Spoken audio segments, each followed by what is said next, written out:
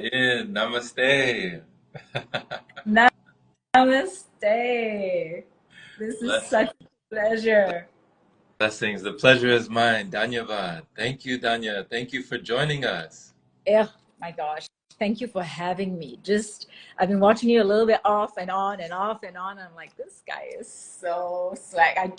Yeah, I love the material that you're putting out and, your commitment to just evolving consciousness, first and foremost with yourself, which is the most magical thing. So thank you for everything that you're doing. Wow. Blessings. Thank you. It's definitely, I feel it's my pleasure. It's also my passion, and it's also my purpose. I really do feel very much so like I feel a lot of purpose being in service in this way. And I know as yourself, being a life coach, being a coach for self-love, for so many things, helping people with so many things, uplifting people, encouraging people, enlightening people, just empowering people. I just love what you're doing and the energy that you're putting out into the world, Danya, because I mean, we've actually just kind of been connected on this space since like 2023. I was looking back in the DMs and I had seen you back then and you were putting out positive energy even, years ago. Years ago. You've been doing this for a while. For a while. But I think, as you know, the work is never ending because you're never ending, right? It's a revelation upon revelation. And I think it's our privilege to be able to share what it is that we are learning for ourselves. It's like that's the magic of it is that eh, this was never started off to like, I'm going to help people. I'm going to be, XYZ. No, it was just like, oh, I've got a lot of stuff to take responsibility for. Oh my God, my life's a mess. Oh my God, nothing is working. I seem to be the common denominator in all of these situations, so there was that push towards really out of necessity towards finding these different skills and tools and the next thing you know you're teaching it, Hmm. you Okay. know So it yeah. wasn't even like you started preaching or you definitely you didn't even start teaching, but now you're just reaching so many people, but it didn't start off that way. So can you take us back, Danya, to where you said that things were a mess, the mess before the message, you The know, the like message. the test before the testimony, let's go back in time. Yeah. Okay, so I was a highly sensitive child, Okay. and I was in a school system that obviously doesn't support neurodivergent people. Hmm. And I didn't know any of these things. I was just causing a lot of trouble in school. So I would get public caning. There was a lot of abuse in my life at a very young age as well. But even in our school systems at that time, it was tolerated to cane people in public. So I think for a very sensitive constitution, oh, I see your face going, woo.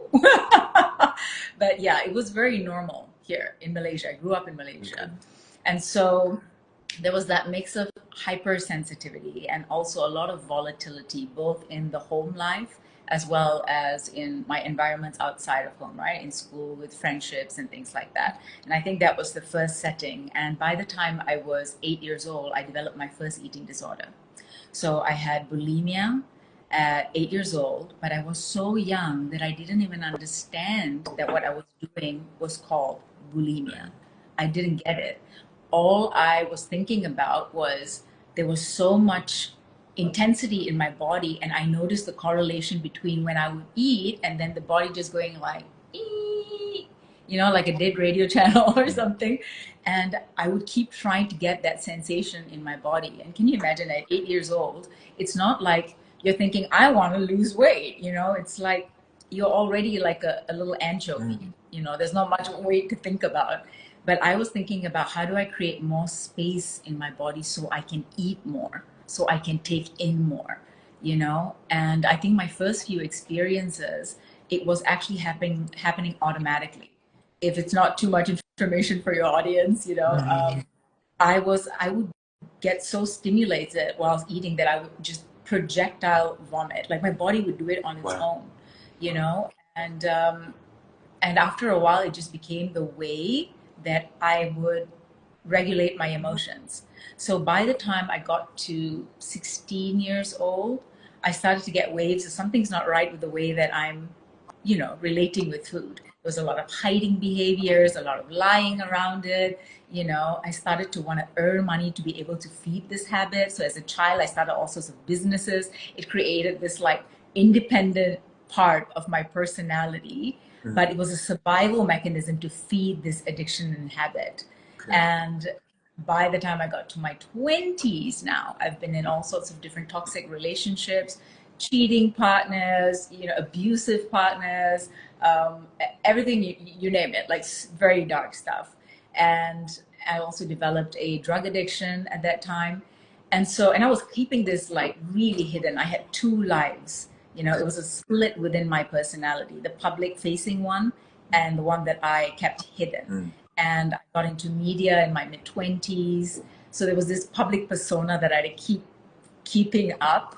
And then there was this hidden aspect of me that was running in the shadows, this dictator, vicious, part of my personality that was cruel, first and foremost to myself.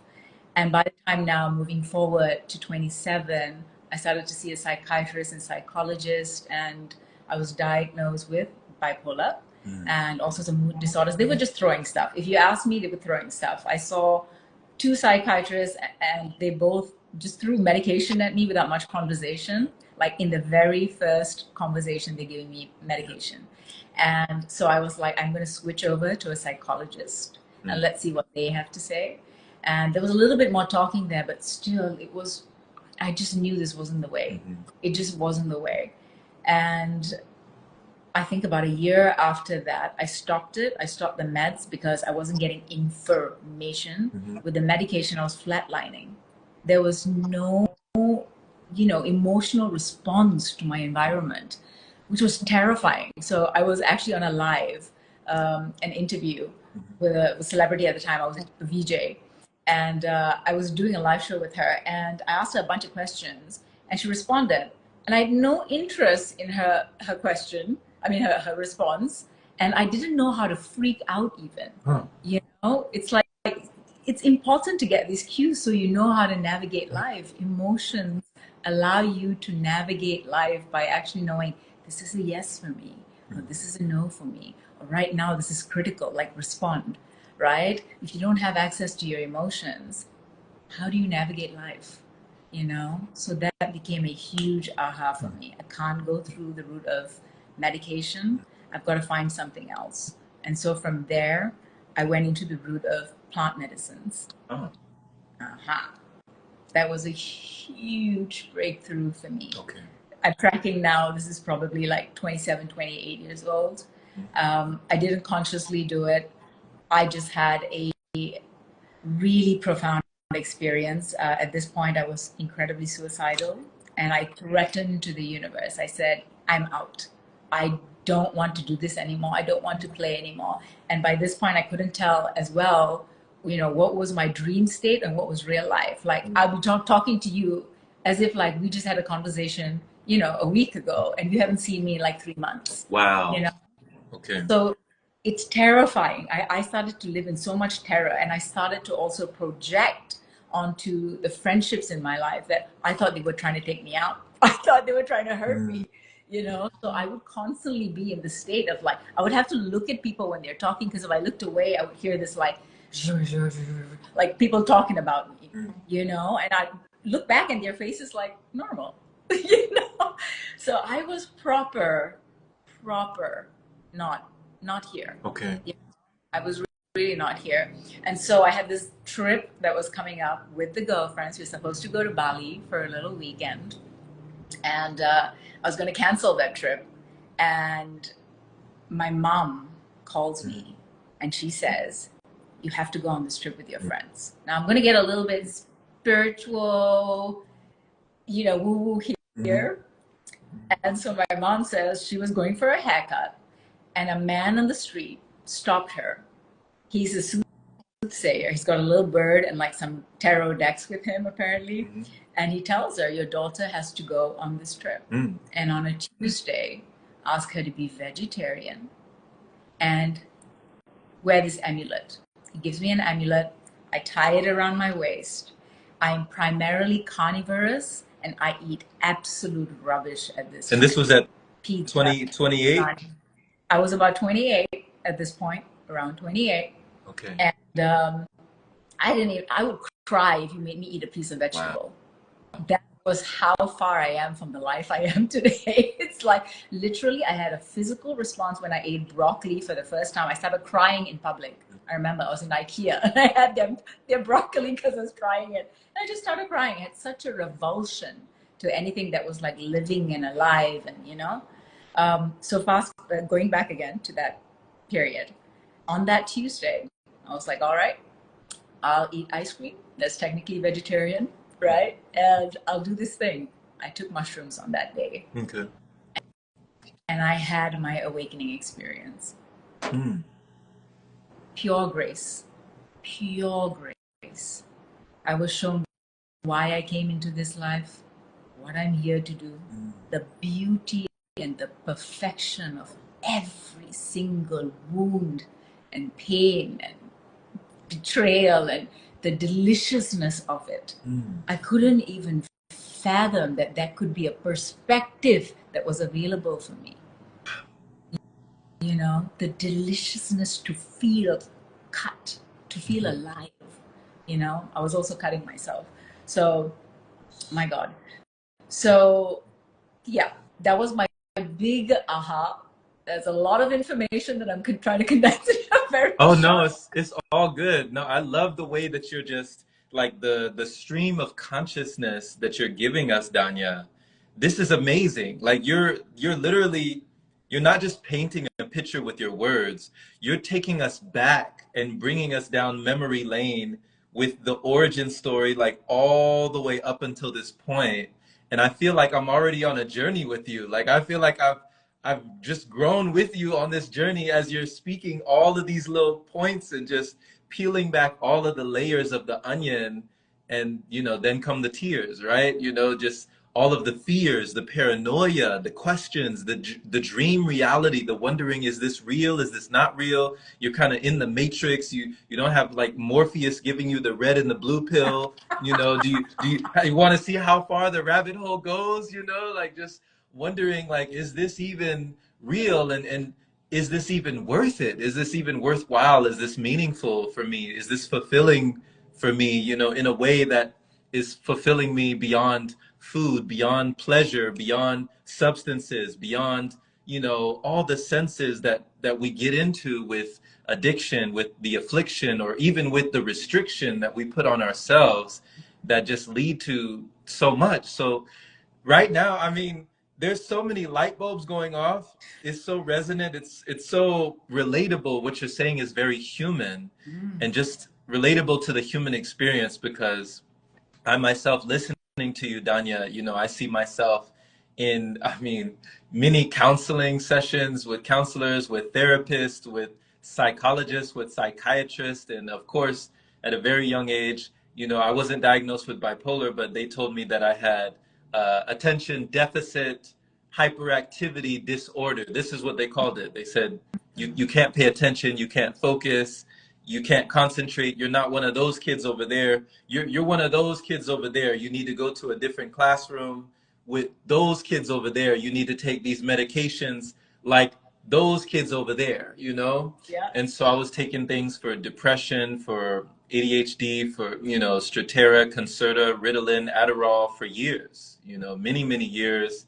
And it led to a lot of different just destabilizing, kind of debilitating things in my system. And it just kind of led to a weathering of my gut guidance, my gut intuition, my gut instincts weren't really there. You know, even the appetite wasn't really there. At times, I was just kind of just in this in-between space, in this purgatory space where I was really unsure about a lot of things. So I relate to you definitely with the medications and some of the sensations of just not really knowing where you are in the world, where you stand in the world, and if you should be here at all. So thank you just for pouring your heart, you know, thank you just for, like, right from the start, you're giving your heart right from the start. Thank you. And just please, let's unpack some of this. Like, first of all, for people who've never heard neurodivergent, can you explain that? What is neurodivergent? All right. So people are used to thinking of what's normal as being a set standard of how something should be, a scale of how something should be. If you're between here and here, this is normal, right? Anything beyond that scale, now you're abnormal. This is not normal. Now the crazy thing is, who decides this scale that this is normal? If I change it by 0.2, is it still normal? You know, who gets to say that, right? So when it comes to neurodivergent people, whoever these people are, have decided that the brain has to work in a particular way. The way you learn has to work in a particular way. The way you think has to work in a particular way. If you are not thinking and processing the way most people think and process, now that's abnormal, right? So a neurodivergent person is just someone who thinks differently. The brain is wired differently to receive different sensory information, ways of articulating and processing and metabolizing this precious universe, right? It's so funny. It's like me looking at nature and going, this is normal. But the second I go to the desert, I'm like, that's neurodivergence. Do you know what I mean? It's so weird because it's just nature. Right. We're expressing, our brains will express in many different ways. But yeah, generally the neurodivergence is reflective of a brain that isn't quote unquote wired in the normal way, and they pick up, different information. That makes sense. And thank you just for eloquently illustrating that breakdown, like giving that breakdown of these concepts, these things that we've come up, like these terminology that we use to label, the people that we think are not willing and able. We always label these people, and just say, oh, you're one of these, like you don't think like everyone else. And we might see something that has a different order as chaotic, even though it's ordered differently, they're thinking differently, they think differently. So it's almost like what I got the picture of when you were talking about was like a garden. If somebody's cultivating their garden, they're watering, they're nurturing their garden, and it seems like everything has its place. The lilacs over there, the roses over there, like everything has its place, and it's very orderly, very structured, very put together, very kept, and it seems like very peaceful. Whereas if they go into the woods, if they go into the forest, it almost seems like chaos. It seems like these trees, these branches, these leaves, these shrubs, everything is just everywhere, just random. There doesn't seem to be a divine order. But if you actually think about it, there is a divine order in nature. Nature is divinely orchestrated, it's divinely made, it's divine. It's divinity right there. You're looking at infinity right there, So that's kind of what I got the sense of when you said the way that people see things differently. Yeah. Yes. There is such precision to this intelligence, that we call life. It is precise down to the trillionth of a millisecond. It is so precise. Otherwise we just rotate right out of our axis, but it's the perceptual reality that doesn't allow us to tap into that because we're looking through here, right? The more expanded you get, the clearer everything becomes. Your capacity to be able to continue to expand your energy is to be able to see less and less polarization. The more skewed your perspective becomes, the more polarized your perspective becomes. The more expanded the consciousness, the greater the power to access neutrality. An example I always give is like, if you're on planet Earth, you experience day and night, right? It's a fact to you. There's night and there's daytime. If anyone argues with you, you'd be like crazy, right? Now that's because you're on planet Earth. Now if I pulled you out of planet Earth and now you're looking back at planet Earth and I ask you that same question, is it a fact? You live in day and night. Obvious, isn't it? It's obvious. What happened? the truth remains wherever you are, based on the perspective of the one that is witnessing, you know? So the question can be the same, but because of your place in this world, your energetic capacity to move your different, stations, you can see things in very different ways. And that's why I think it's one of the most cruel things we do to ourselves is we tell ourselves, this is who I am. This is my identity. This is where I grew up. These are the things that I like and dislike, because you're going, and the more you can learn how to be like a little shapeshifter, it's like, oh, I wonder what it's like to be Jerome today. Oh, look at his body. What does he like to eat? How does he like to feel? It's like, oh, that's juicy. It's to step away temporarily so that you are loose with your identity and you can step into somebody else's, and especially the people who trigger you the most. The people who feel so different from you. Wow, that's like the best exercise to be able to drop into that person's perspective. Yeah. To get a feel of who and what it is that they are. Yes. Yes, absolutely. I definitely agree, Dhanya. This is one of the reasons why I love reading books. I love novels. I love a good story that kind of allows me to, shapeshift, as it were, like you said, stepping in somebody else's shoes, putting on someone else's skin for a while and seeing, you can empathize and you can really have compassion for and you can really relate to other beings and the way that they're feeling and the things that they're seeing. And it can be even more freeing because you're connecting these dots, with other people's thoughts, So it's amazing that, you can feel that on a level just with someone looking across from you. It's one of the reasons I'm very, thankful for at least this technology allows us to connect in these ways where, we're all the way across. You're in Malaysia, Crazy. You're in Malaysia. This is amazing. This is amazing, So even over there, like at the touch of a button, you're already touching people's lives. Like at the touch of a button, it's instant, So thank you for talking about the perspective, Dhanya, when somebody is seeing from the ground level and then someone else has a bird's eye view, it's a different vantage point. It's a different perspective within the collective. So you have a different objective, Yeah. And I do think it's incredibly valuable to learn how to serve both. There's no judgment against this one as well. In order to fully understand, you have to be able to serve between these different dimensions within you and without, as well.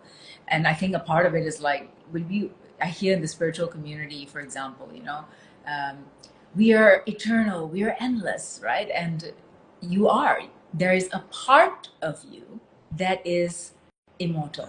There is a part of you within the 12th dimension consciousness. You are absolutely that. 11 dimension consciousness. You are absolutely that, right? But if you believe in that and only that, then what's to stop you from just jumping off, a building, right? And a lot of people who are, the schizophrenic and the mystic. I always think about that saying, that the schizophrenic drowns in the same rivers that the mystic swims in. It is because it's such a fine line. If you don't know that you are here in a temporal body, you will not make use of it to the best of your ability, because there's a part of you that's like, I'm forever, I'll be on next life, I can do this in the next life. There's a lot that goes missing in this kind of like polarization. I think you have to be able to embody all these different aspects and different dimensional consciousness, and that's what I call dimensional surfing within yourself. It's like, well, see from here and then Yes, broaden, like broaden the scope, broaden the horizons, expand it, expand the awareness, the consciousness, pull it out. It's interesting too, because we do hear a lot in certain circles of spirituality that, hey, the body is not important, this body is not important, you're not a body, you just live in a body, you're a spiritual being having a human experience. And that's it. We hear a lot about this, and it's kind of like the body is already discarded. You're kind of like, it's already disregarded, you know?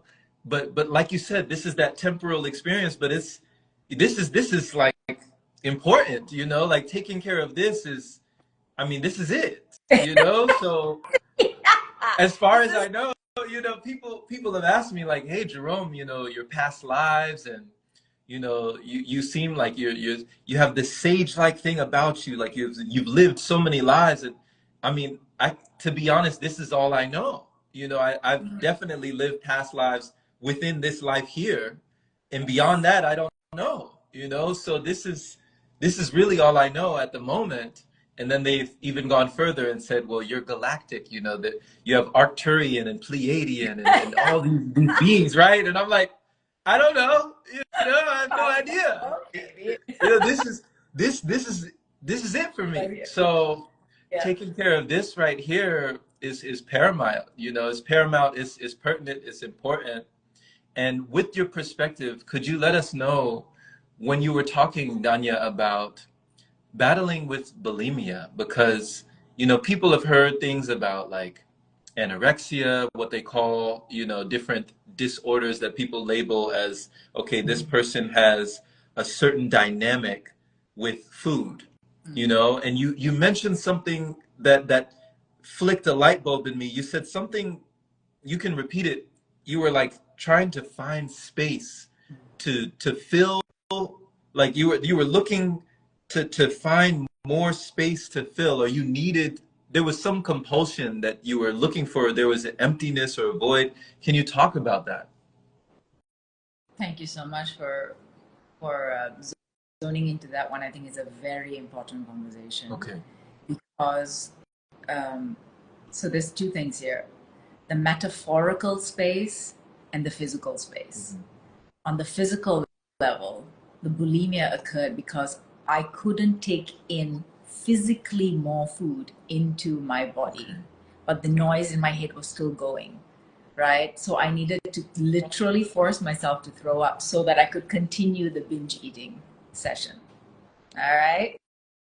So I literally needed to make space because I would put so much food inside that, can you imagine? Like it's pushing against all of your organs. Like you start to break out in a hot sweat, like it malfunctions.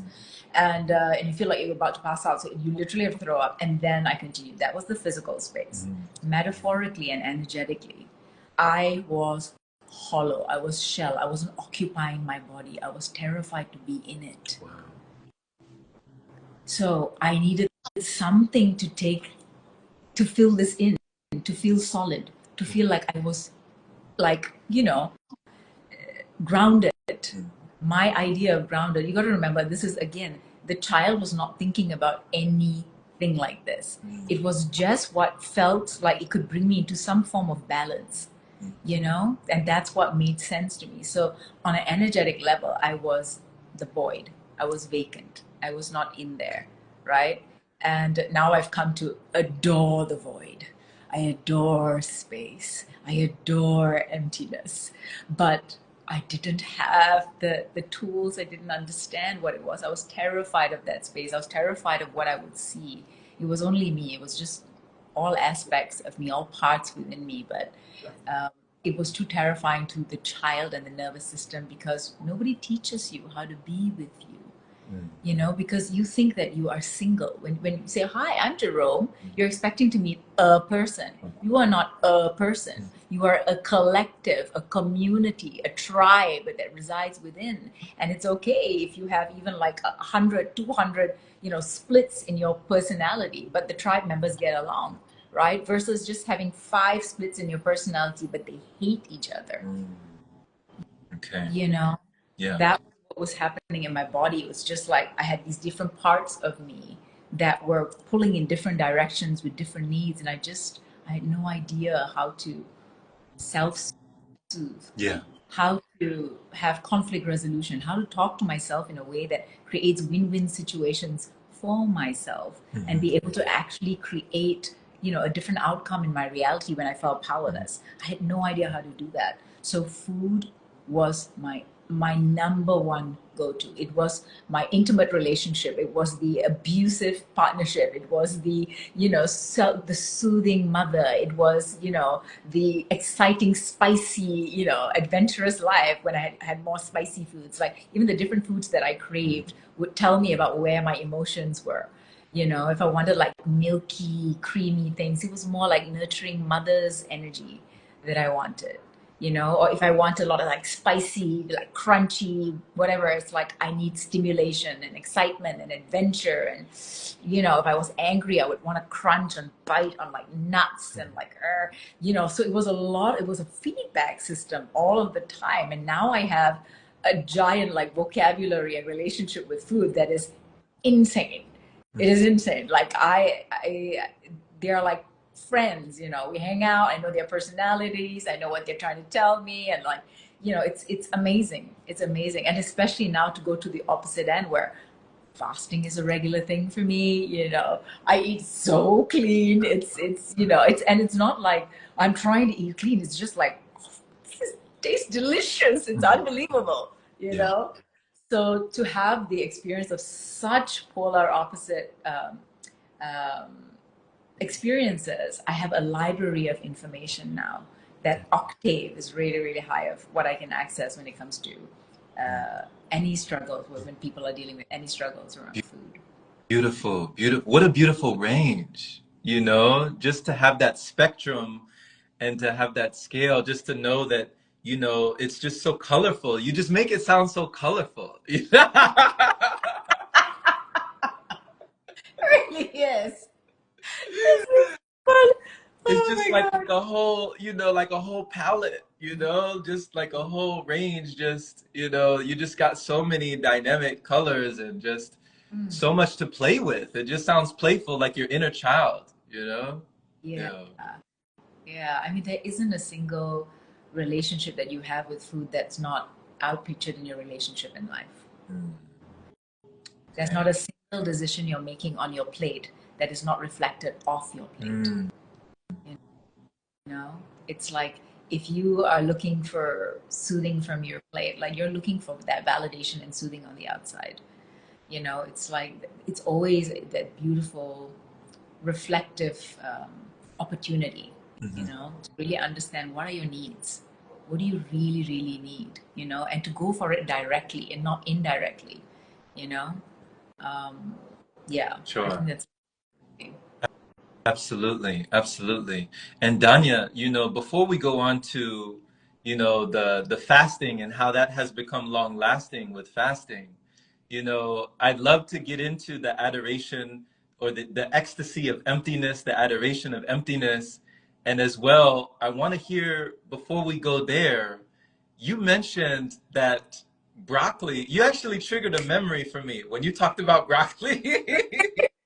Because I was the same, I was the same way growing up. I mean, I was raised completely, meat-centric, carnivorous. I was very carnivorous, eating dead animals. That was like a staple in the home. That was that was normal for me. For my family, it's still normal, very normal. None of them are living the way that I'm living. So I was raised in that environment and everything that came with it, all the ailments, the aches and pains and the inflammation, the constipation that all came with it. But I thought that was normal, So the fruits and veggies, like that was, for me, that was very abnormal. And just like yourself, my taste buds were not adjusted. So can you talk about like what it was like to just to go from over here to over there when it came to even broccoli? You said you were about to like, it was so horrible. You were repulsed. You said you were repulsed by like anything green. That is real. And this was, okay, by the way, my mother told me this. She said if she tried to put even a single piece of vegetable into a bowl, like as a baby, I'm talking about as a baby, if she tried to hide it in this little rice ball and just like pop it in my mouth, I would literally find the veggie and go and spit it out. Not even spit it out. She said I would throw up and not eat. So she started to feed me sugar because it's the only thing I would eat as a baby. So I want people to understand how this epigenetical factor is also something to consider. What your mother, what your father, what they ate, is also a part of now your consciousness of what is normal, what you're craving, what you didn't get during gestational in mom's womb, also starts to create that neurocircuitry for you already. There's an expectation for sugar. During my mom's pregnancy, later she told me that, she forgot to eat, she forgot to take care of herself. She was so busy taking care of a newborn, the sister that you met, Divya. She was so busy running after her, and so there was a lot of neglect in my consciousness, and not enough. Where is the food coming from? There was a lot of that kind of consciousness. And so when I was born, I already had that.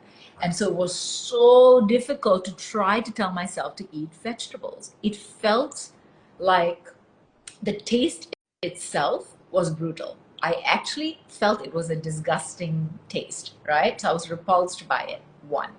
Two, texture-wise, there was something off about it as well, right? I just didn't like anything that, I think I was just repulsed by anything that was alive, really, because I was dead inside. And that felt like a good match for me to eat all the dead stuff, right? So, but the more alive I became, the more it felt like, well, like will attract like, will find like, right? So when I got into that experience of the IKEA thing, I remember it so clearly. I was just in the hospital because I'd hemorrhaged again, because I don't take fibers, I don't eat vegetables, right? So I'd gone to the hospital again, and they had to give me a colonoscopy and all that stuff. And so my then partner was like, we have to start you on some vegetables. We'll do IKEA, just try one. I had that piece. I was next to a children's table. I just started crying because I was eating this broccoli. I'm not even joking, I'm not exaggerating. And the children were looking at me and laughing. It was such a core memory. And I thought, unbelievable. How are you this way? How are you this way? This is so abnormal. It was after the plant medicine that I started to be able to make more successful moves in that direction. Now, I'm not saying this is for everyone, nor does it have to be. I think I was just so extreme from where I came from in terms of my trauma and the body, everything. And so for me, the breakthrough was plant medicine. And I received a lot of information of, you need to clear your body out, you need to become vegetarian. I was so particular at one point that I went to the other extreme. I was like only juicing for, I think, almost a year. I didn't take anything solid. I started to worry about every single thing that was in my food. So I went to the opposite direction. I'm not saying anything wrong with juicing or anything. I'm talking about the consciousness. It doesn't matter what you do. In fact, today, I will still not say for everybody you have to be, vegetarian. No. You have to know who you are, what is your level of consciousness, and what can you tolerate at that time. Then take the next best step, then the next best step. Right. But everybody's body and chemistry and needs and things that they're going through is always changing. So that's where I learned, like for me, I went so hardcore that I was freezing. My body was in fight or flight all of the time. All of the time. I was having the best of the best stuff. I was really investing every single bit of resource and money that I had would go into supplements, like spirulina, like the best ones, like all of it. And my body was going, eh. And so I was like, okay, this is a new aha for me. It's not about what it looks like on the outside. It's not about what you're consuming on the outside. If you are consuming it from the level of consciousness of lack and fear and terror and expectation of who you should be or look like or whatever that is, now you might as well go eat that steak. Wow. Go eat that steak. Wow. Yeah. Wow, Danya, what a testimony. I mean, geez, just so many points that you've made just already during this conversation about how we feel in relation to our expectations, like who we think we should see when we look in the mirror, who we feel should be in the reflection, and to have that deeper connection, So just thank you for talking about how consumption plays such a role in the consumption of our mind, not just our mouths, but the mind, like what do we find when we're stuffing the mind with all these ideas about who we think we should be, how we think we should live, how we feel we should eat, and what is a treat and what is not, you know? So, whew, you know, I'm just like absorbing this. I'm really just digesting all this that you're expressing, you know? Yes. Yeah. Yes, and I love that you use that word. Like, oh my God, if people could really understand what you're eating all day, every day, it's got this much to do with the physical food. You are eating conversations, you're eating thoughts and ideas and exposures, and you know, it's like you're walking through the day, and that is your diet. Right. That is your diet. The food on your plate is a small part of your diet. I've changed the word diet for me to mean, do I experience this? D-I-E-T. Do I want to experience this? You know, because you're either in a conversation eating junk food when someone's sitting there and gossiping about somebody else and blah, blah, blah. That's junk food. That's the equivalent. And you're taking that into your digestive system. And you're going on and on and on through the day like that, making poor choices around your environmental and lifestyle experiences. And then you wonder why when you get into time to eat, you're binging or have no appetite whatsoever. You become like a energetic anorexic. You know, I call that energetic anorexic because it's like you're just too afraid to digest anything anymore in life. Right. You know, with people in general, right? So that translates then to the way that you even relate with food. You know, and I think this is a conversation, if you don't mind me going here, it's like what I'm pulling through right now is around boundaries. How important it is to have boundaries, because people like you and I, Jerome, you're incredibly sensitive. I can feel, you know, how sensitive your field is. And when you're so sensitive like this, empathy is something that you have to learn to master, because it has a lower consciousness and a higher consciousness. You know, a lot of empathy was actually created as an adaptation strategy. You know, when you grow up in an environment where you can't control a lot of things, you empathize so that you can feel what the other person needs, so that you can meet the need and train with them, and, you know, so that you can ensure that your environment is safe. You know, it wasn't about, oh, I care about you. It's that I'm terrified. Let me find out what it is that you're thinking, so that I can make sure that we're all okay. You know? And so the higher level of empathy is just being able to feel into somebody, but not take it on. True. Don't take that on. Very Right? There's a lot of kindness there, but also the boundaries piece is huge, because you have to know what is you, what is the other person. You know, and in the spiritual community, especially with empaths, they don't have clear boundaries, and they put themselves in situations where they're constantly violated, constantly betrayed, you know, because there's so much self-betrayal going on all of the time. Yeah. Oh man. Oh man, this hits home. Whoa. Whoa, you just that was like a slap in the face just now. That hit home. Tell him, Jerome. Tell him. Oh man. No, that really hit home, Dhanya. Like, yeah, I mean, I can go back and connect so many dots with what you just said about, you know, how I was connecting or disconnecting with other people, like with someone else. It said more about the way that I felt about myself, you know, just what was going on the inside. I was seeing reflected on the outside and even projected on the outside because it was already inside. You know, it's like you've heard, you know, when somebody says, have you ever squeezed a grape and gotten orange juice? You know, have you ever squeezed an orange and pineapple juice comes out? You know, somehow, like, no matter how you squeeze it, no matter how you slice it, no matter, you know, what comes out is what's inside. You know, if it's not inside, it's not coming out. So there were so many times, like what you just said was it was just a wake up moment, just a reality check for me to understand that, hey, a lot of these things were going on inside. You might not have been aware, but they were always there, you know? So that's self-love, that's self-care to really come back, you know, to come back and reflect and reconnect with yourself in that way. Because, you know, even when you were talking about Divya, you know, who lovingly, we had her on here, Divya, the other day, and it was just a lovely conversation that we had with her. And you mentioned, Danya, did you say that she's your younger sister? She's my older sister. Okay, she's Just your by, older sister. Mhm. Okay, Just by 1 year. just by 1 year. Oh my God. Oh my God. Because, Yeah.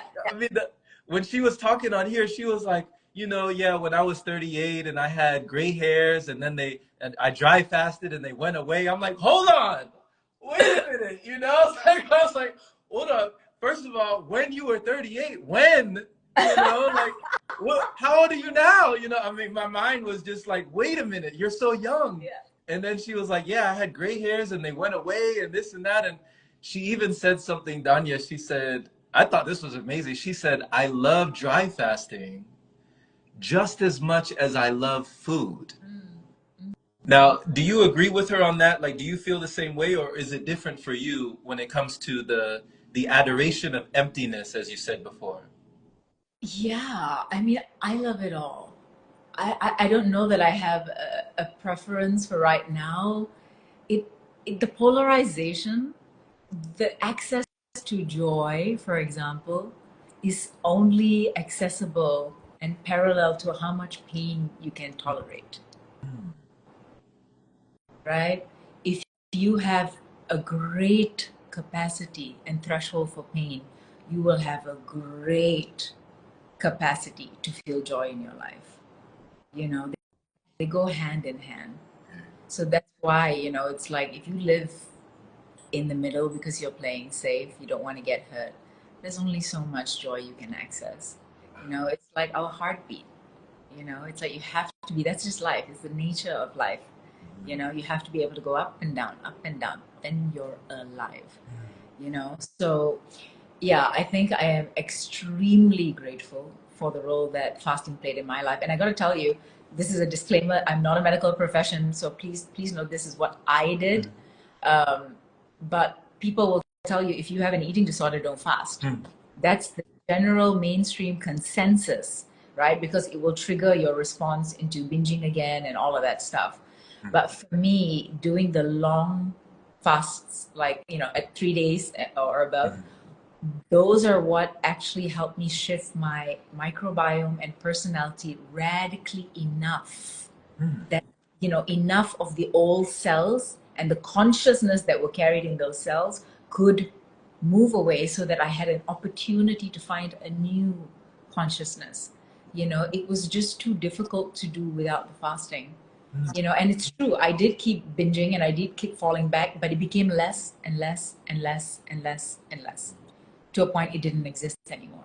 So for me, it worked. For me, So you like reverse engineered. You went backwards. Like when they said no, don't fast. You went into it. Hold on.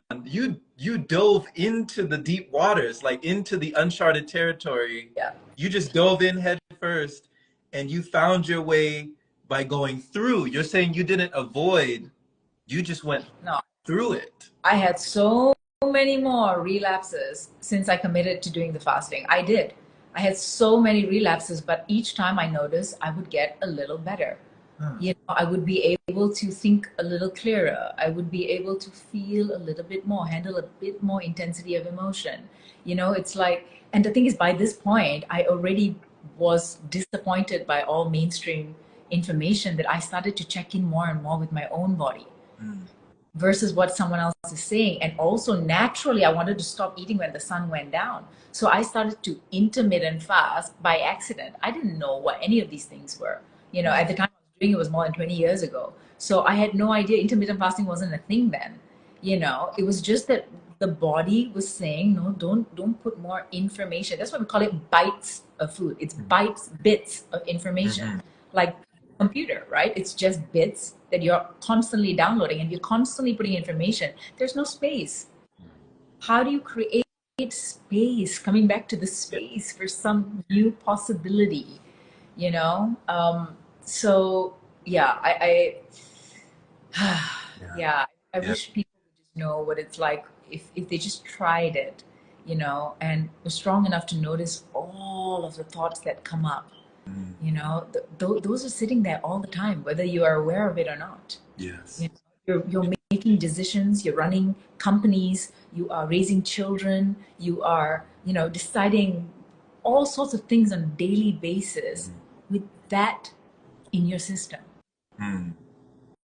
Yeah, the information. I love the analogy that you use, Danya, of, like a computer that, the RAM is full, like we need to clear the cache, we need to defrag the computer, the PC, we need to defrag, we need to deprogram, reprogram, like clear the space, like put this in the recycle bin. Mm. You remember when we click and drag, click and Yeah. drag? Yes.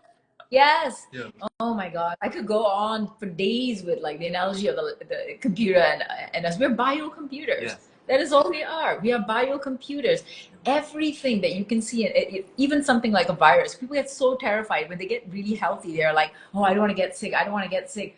What happens when a virus enters your computer?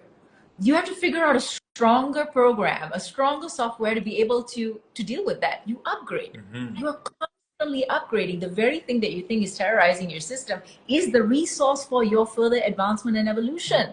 Do not make an enemy of anything that is in opposition to you. Take it in, bring it in. A friend, a person, an illness, take it in. Like, come. I find a way to mutate and become even better. Oh my God. Oh my God.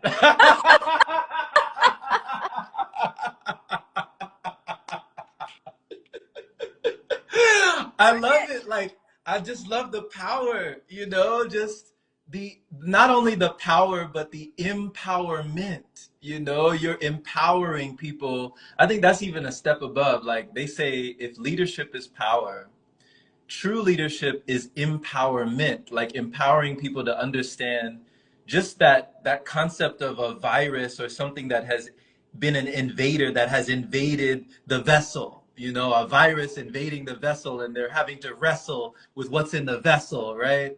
And just the fear surrounding what's going to happen, oh, the woe is me. But you're like, no, turn that around. No, you're going to get stronger. You're gonna go longer. This is actually giving you this is an opportunity. What an opportunity. This is not an obstacle. It's an opportunity. This is not a stumbling block. It's a stepping stone, right? It's getting you further. Now you're upgraded. Now you can handle even more. Now, when that virus comes back around, Yes. right? Thank you. Thank you. Thank you. That's all. That's all your relationship needs to be with everything and anything. Thank you. Thank you for the better version of me, for the bigger version of me, the more resilient version of me. Thank you. Thank you. Thank you. Oh man. Oh man. Just I love that you give thanks for your resilience and your body's brilliance, your capacity to be able to just, I mean, withstand, to endure. And I love you utilize a lot of people advocate for the middle way, the middle path, and they say, hey, it's like a guitar, if the strings are too tight, they'll break. But if the strings are too loose, there's no music, right? Stay in the middle, stay in the center. And Danya's over here saying, no, ride the waves, right? Become a surfer, get on that board, get out there. Yes. Yes. What And is let me clarify, because this is so powerful, Jerome. This is so powerful. What we're tapping into is what we were talking about, the surfing. Mm-hmm. The one that gets to experience the deliciousness of this life is that polarized aspect. It's you in this limited 3D consciousness. But the one that is in neutrality is the observer that is sitting within you simultaneously. Right? Also observing this expression. You are all of it. You get to be neutral and the observer, and you also get to experience the fullness of this life. You are both. It is not a this but, it's a this and conversation. Okay. Yeah, it's ride the wave and know you are the wave. You are. It's it's like what did he say? You are not a drop in the ocean. You are the entire ocean in a drop, you know? That awareness, the observer, that consciousness, the witness, you know? Beautiful, beautiful.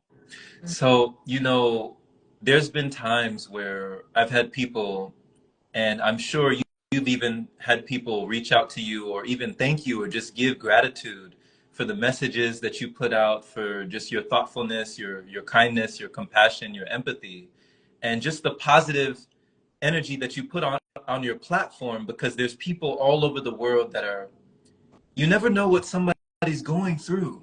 You know, you never know what people are battling behind closed doors that they won't reveal to the public, you know, that they won't tell anybody. And they're kind of like quietly suffering, you know, in solitude, you know, suffering in silence. And I recall one time the reason why I continued doing my podcast, because I was thinking, Danya, at one point, you know, I'd been doing it for some years and I was like, it's not really getting so much traction, but, you know, there's another satisfaction here. How can I gain traction here? And I was thinking of giving it up. You know, I was thinking of stopping the Open Palm podcast.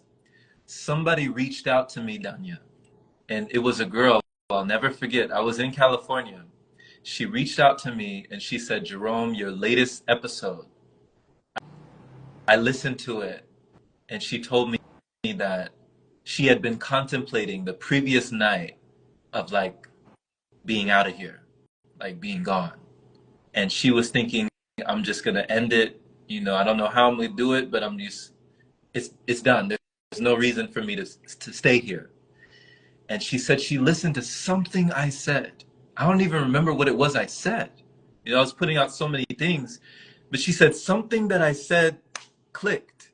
And she said she just, like, that thought slowly, it didn't go away immediately, but slowly she reconsidered. Like it got her to take a step back, you know, to reevaluate and to say, you know what, maybe this life is worth living. Let me give it another shot. Like, let me give it another day.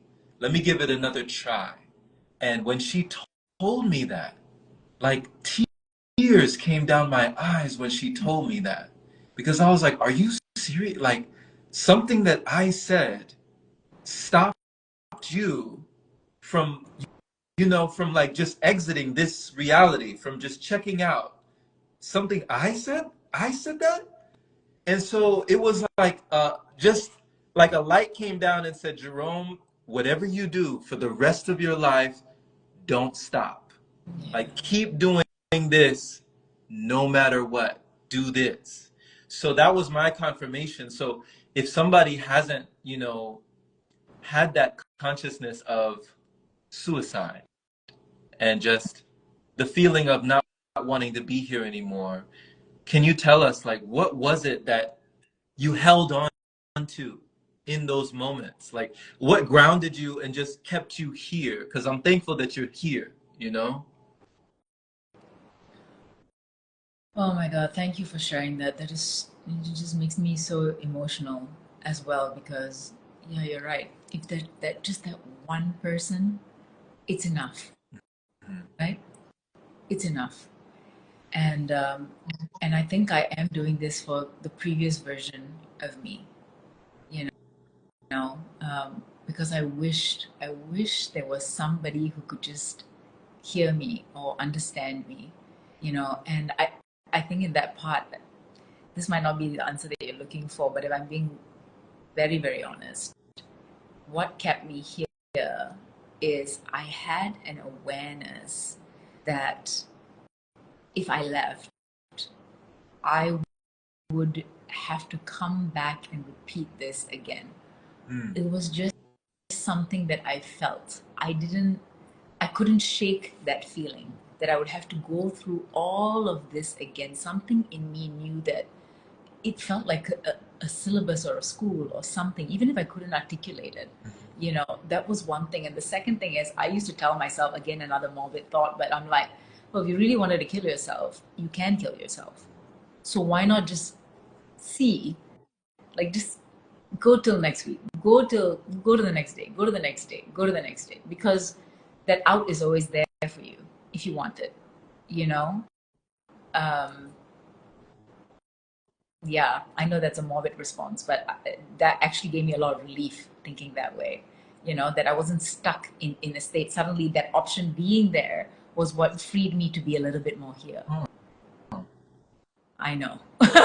No, I'm just processing. Yeah, I'm just, yeah. So you're saying like the having, and correct me if I'm wrong. So you're saying like having the option there, like okay, like it's this is a possibility for me. This is a way out. Just having it there and knowing it's there, that was like a comfort, like a security. Absolutely. Okay. Absolutely. Because when you've gotten to a point where you want to take yourself out, the fundamental feeling that you feel is entirely, absolutely powerless. Powerless. You have no thought of, I can change my world, I can change my reality, there's no authority in you. There is no sovereignty in you. There is no, as you say, empowerment, that you have no power. Zero. So it feels like if you're stuck here, what is the opposite feeling that's going to feel good for you? Freedom. And if that comes through this route, the thought of it gave me a lot of relief. I had a personal experience for myself where I hurt myself one day, and I used to beat myself and slam myself on cupboards just to like fall asleep because I couldn't sleep. And one day I'd done that, and I was on the floor and I was bleeding, and my sister, another sister, came in and she found me on the floor with blood, passed out.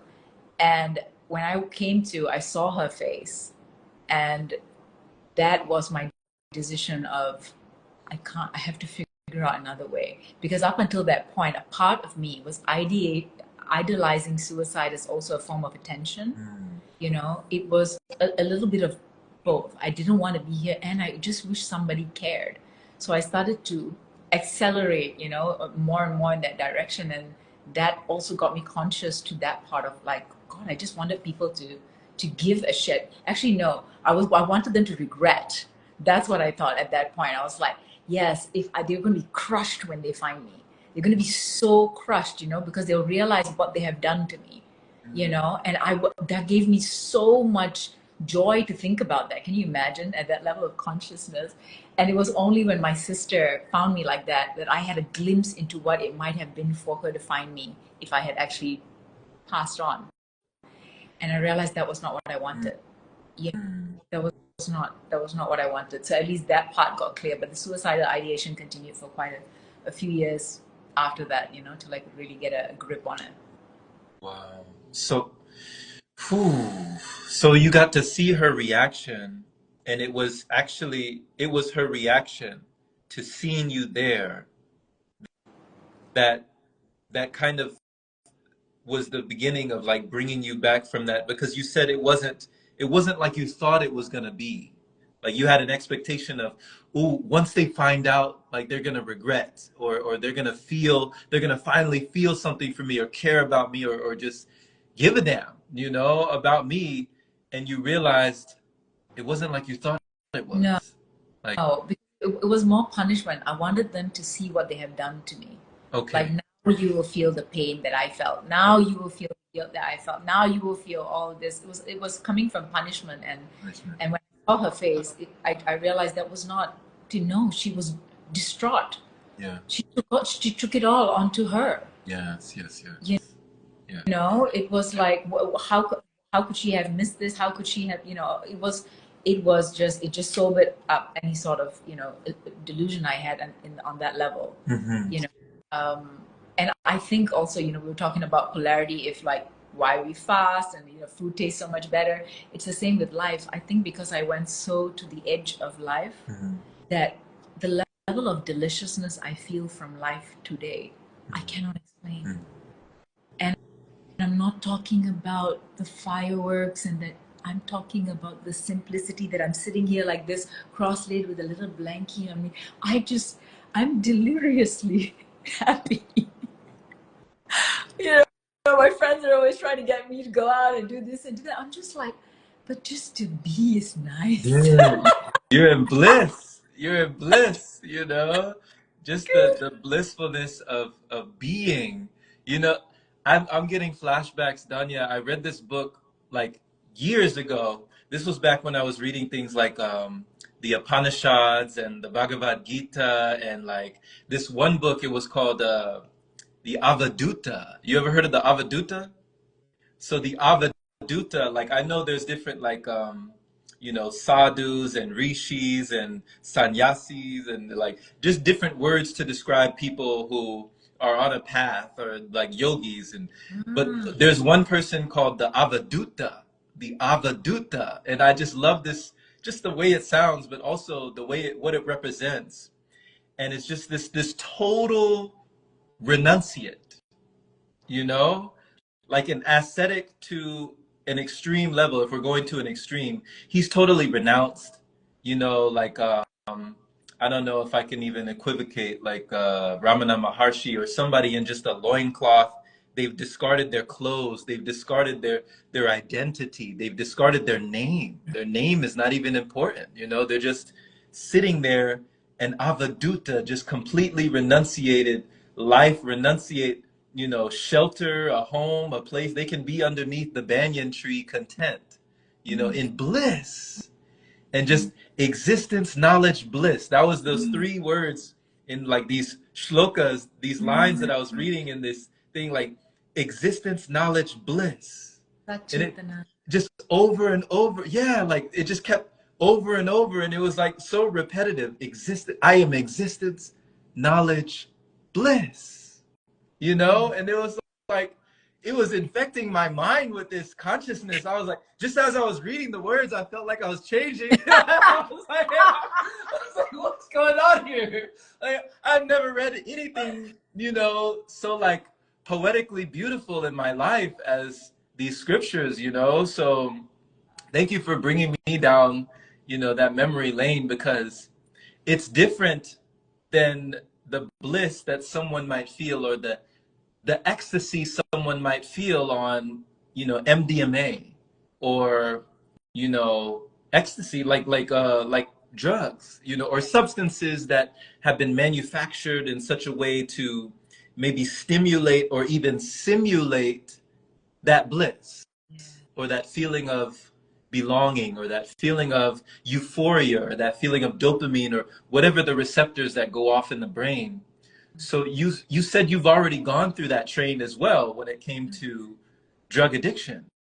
You know, like what was, if you can talk about the substance, like the biggest challenge for you with that, and how did you break free of that? Because that was a whole nother level.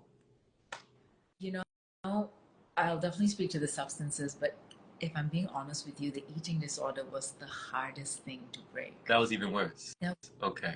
worse than the substances, because the substances you can actually choose to like fully, if you fully withdraw, right? Like if you have that option to fully withdraw. But at my level of consciousness, I could not fully withdraw from food without dying. There was no condition to not have a relationship with the food. And I think it was my greatest teacher, because what it was saying was, you don't have a choice. You can't disassociate. You can't just ignore me. You can't just pretend I'm not here. Which with, you know, again, with other substances, you can just not have it. Just go through, you have to go through your detox process and all of that. That's brutal, right? But you don't have to keep dealing with this, quote unquote. Imagine having a boyfriend who is constantly abusing you, you know, constantly abusing you. With the other drugs, I can be like, I'm just not going to see this guy ever again. I'm going to go off to a, you know, detox center, whatever, right? But with the food, the invitation was, you got to keep going back into that house. You got to keep going back into that house and learn how to rehabilitate this relationship. You have to learn. And that is how I think I've understood relational dynamics the way that I have today. Communication, boundary, empathy, stating needs, all of these things. It's like you had to keep going and learning how to be with the abuser in you, you know, until you could understand the abuser was the abused, the child. And now you're having a relationship with the child instead. That is a big shift from the self-hating, this big monster, to the self-loving, understanding it was the child. Right. You know? Right.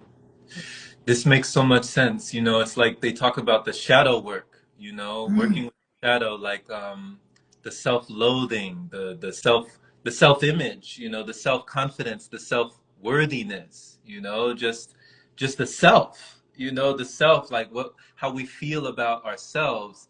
And I love that you're a life coach today, just with self-love. I guess, you know, one of my last questions for you would be, when did that moment come for you to say, you know what, now I want to go out and I want to make a difference in other people. Now that I've already gone through this, I want to dedicate my life so that other people won't have to, you know, go through all these adversities, or at least they will have the tools to utilize to make it through. Like when was that moment that you said, you know what, this is gonna be the next part of my journey, the next chapter that I write in my book of life for teaching in this way? So I think the first seed was planted during that awakening experience, Mm-hmm. but it was not grounded in any way. I just saw the possibility of it, but I was too dense in my physicality to go there. But there was the seed, all right. And the second one I would say is I went over to my girlfriend's house because she was having a crisis. This is, I think, 2015, 2014, somewhere around there, almost 10 years ago.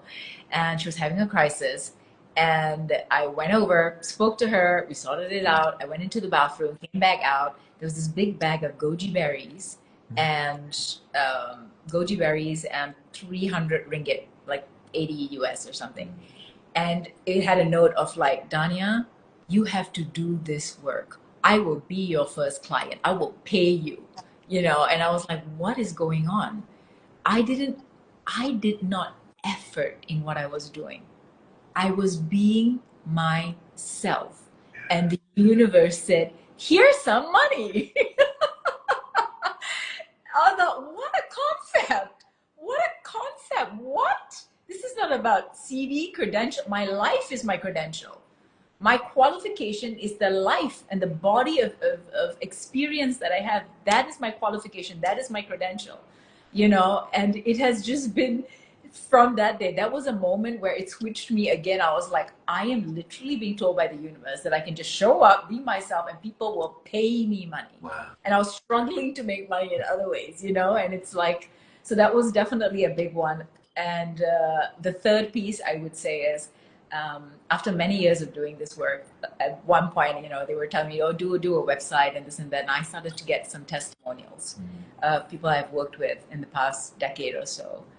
And I was in tears for days. Yeah. I was crying and crying and crying because you forget, you know, in the day-to-day of just doing what it is that you're doing, being you, you know, the impact it has had in other people's lives and the trajectory of their life, as you were sharing so beautifully, how a single statement that you're not even aware that you've made has changed the way they parent the child. They show up differently in their world, in their businesses.